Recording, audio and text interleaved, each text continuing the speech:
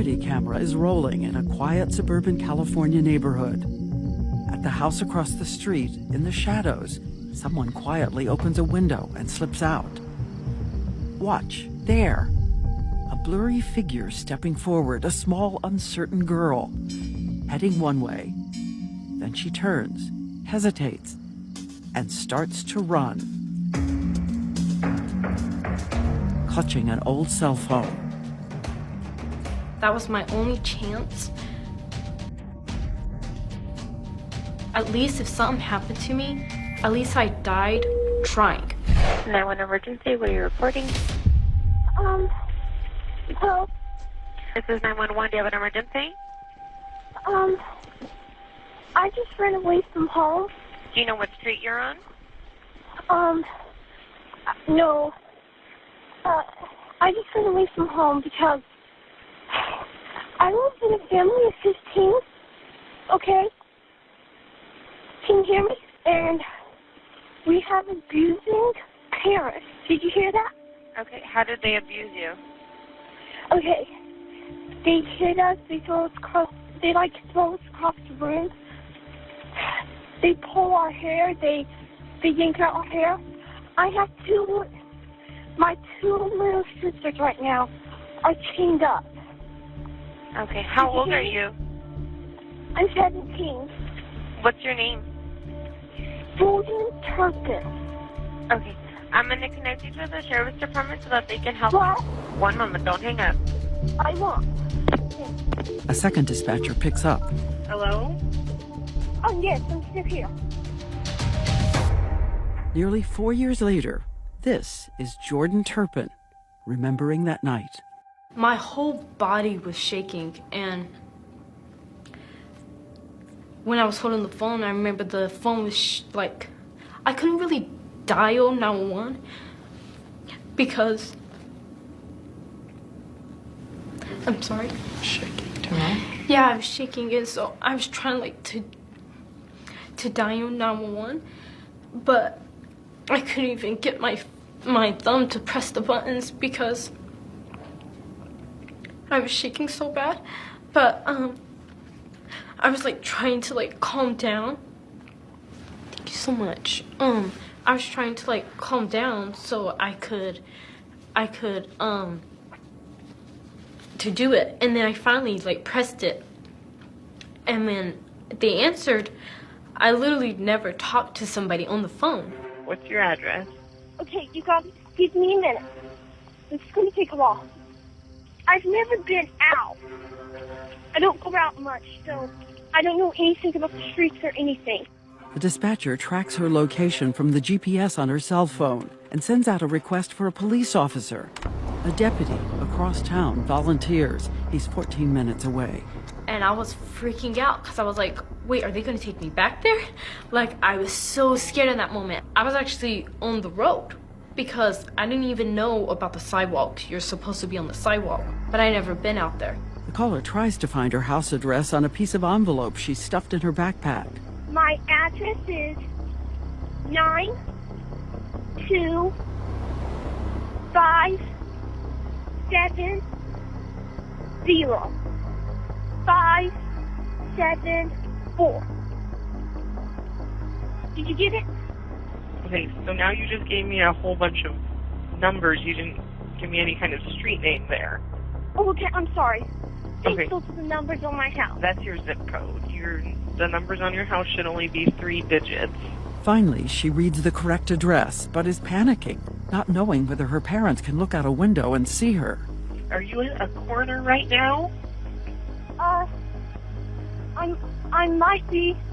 Is there a street sign? Is there a pole with 2 names at the top? I just see a stop sign. Okay, can you go over and stand right at that stop sign? Yes. And then eventually I saw a stop sign, and I stood by the stop sign, and she told me to stay there. And I was like, I'm scared they're going to come. I wanted to leave. I was so terrified because I know the way they were. They wouldn't care if they knew police were coming. They would just kill me right there and there if they realized that, especially if they knew I was on the phone with the police. But she tries to remain brave. Because of her siblings, she is their hope. The reason I ran away from home was because the chains were making places, and they will wake up at night and they will start crying. And they wanted me to call somebody and tell them. And so I wanted to call y'all so y'all can help my sisters. Do you think anybody in the house will need to go to the hospital? I'm not sure. Sometimes we live in stilts, and sometimes I wake up and I can't breathe because how dirty the house is. We never take baths. When was the last time you had a bath? What? When was the last time you had a bath? Almost a year ago. I had to make sure that if I left, we wouldn't go back and we would get the help we needed, because if we went back, there's no way I would be sitting here right now. I don't know how you had the courage, never having spoken to anyone like that. I think it was like us coming so close to death so many times, and like I was worried about my siblings, and when I saw them crying and worried, I just felt like I had to do it. Like I just wanted to do it. I wanted to help everyone. Do you know if your parents keep any kind of weapons in the house? I think that my father has a gun. Have you seen the guns? No, but they've talked about it. The dispatcher knows if this girl with the strange cadences and vocabulary hangs up or the call drops, there's no way to get her back. Her old phone has been disabled. It can only call out to 911. So the dispatcher tries to keep her talking. Do you know what your dad's name is? David Turpin. I don't know much about my mother. She doesn't like us. She doesn't spend time with us ever. Does anybody at the house take any kind of medication? Oh, I don't know what medication is. Any medicine? When we have a cold, sometimes we take Robitussin. At incredible speed, the girl rattles off the names and ages of each sibling. Their names have been redacted. He's 2. He's 11, 12, 14, 16. I'm 17, 18, 19, 20, 22, 23, 20, I think 5, 29. The deputy is now just 7 minutes away. I just want to stay on the phone with you. How did you get this phone that you have? It was a phone that my brother had that he was going to throw away, and I had to have a way to contact somebody like you, so I got it so I could call 911. And you guys don't have any friends or anybody who comes over to the house? Hi. Okay. Is that the deputy? Okay. Yes. Go talk to him, okay? Yes. All right, bye-bye. Hi, Jordan. You're looking at the body camera footage from the deputy as he arrives. Hi, what's going on? Moving into frame, the skittish girl who has to convince this stranger her story is real. I was so nervous because I've never had like a conversation with a stranger before. And so I saw him and he was so serious and he was tall, and I've never talked to a stranger. I was so like scared. I didn't know what he was thinking because he had just one straight face. You didn't know if he believed you or not? Right. He was like, "Do you have any proof of any of this?"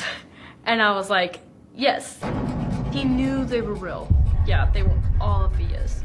They were real. When we come back, those photos, the body cam footage, and what the deputy saw that changed everything.